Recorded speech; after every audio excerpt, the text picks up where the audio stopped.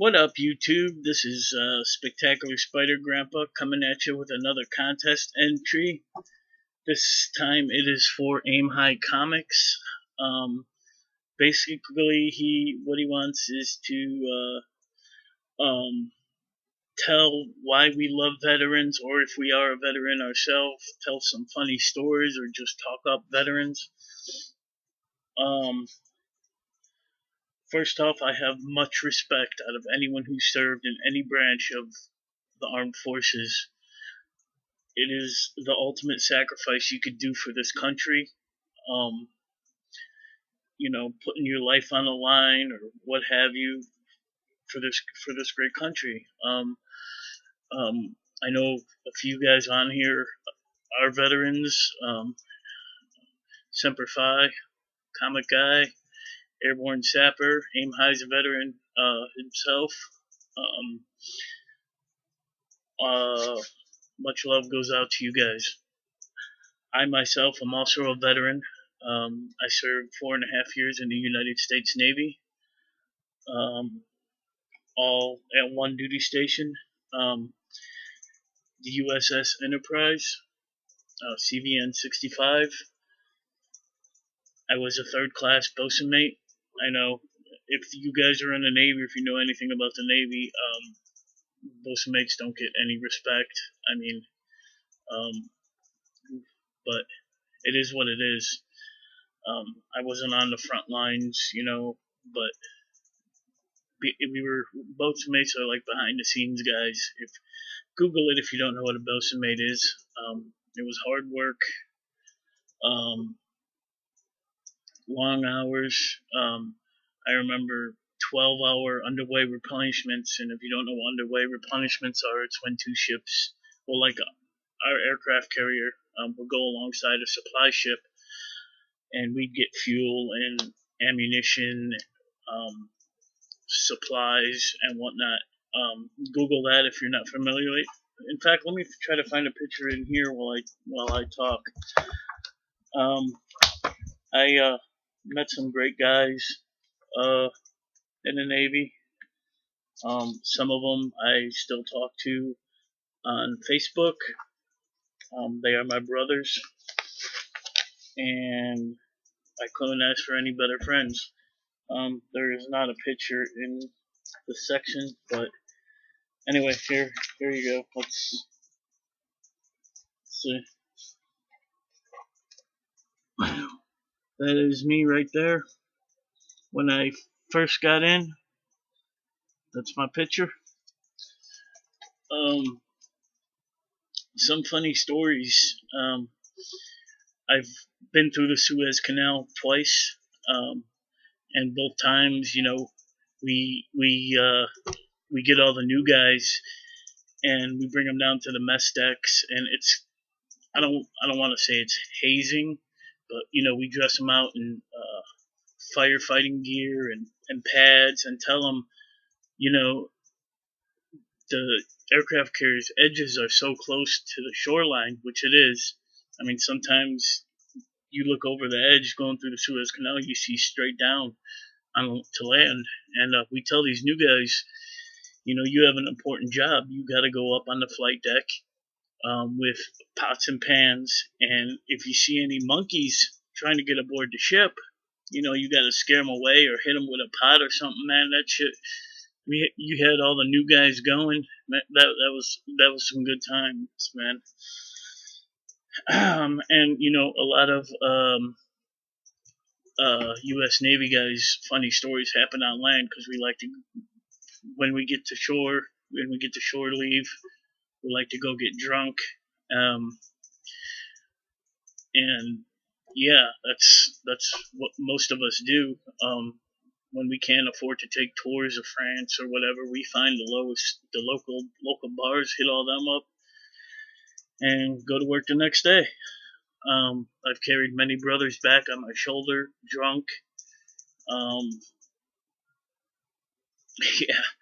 In fact, one time we were in Italy, me and my brother Chuck.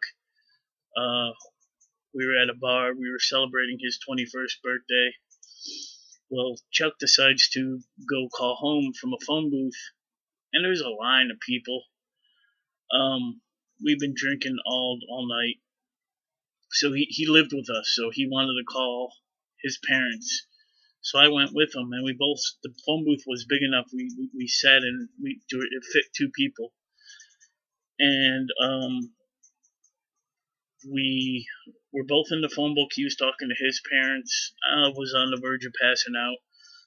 So I told Chuck to go ahead and call my wife for me so I could talk to her. She would say hi and all that stuff. Well, that never happened because I vomited all over this phone book and walked outside and passed out. I know it's a disgusting story, but it's one of the memories I have.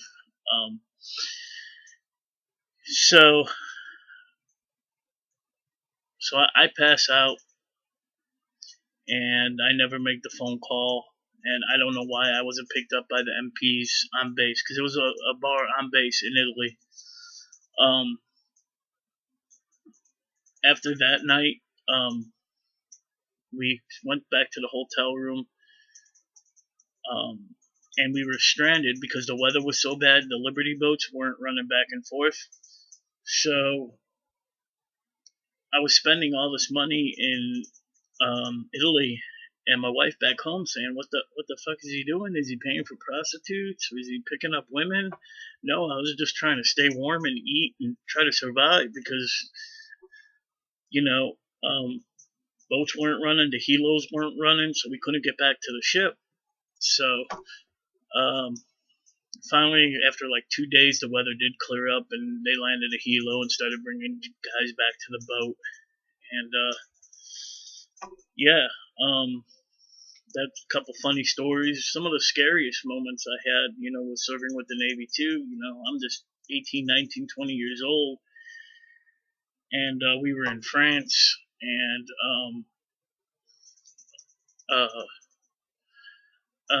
apparently the Iraqis at that time invaded our no-fly zone, and we were called to go do some damage.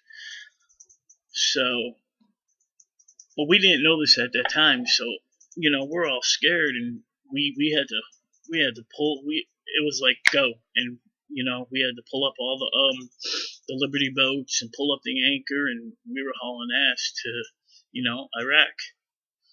So, all this time we don't know what was going on. I was a bosun mate. They don't tell us nothing, so we were scared shitless. I admit it right here on YouTube. I was scared. I didn't know what was going on.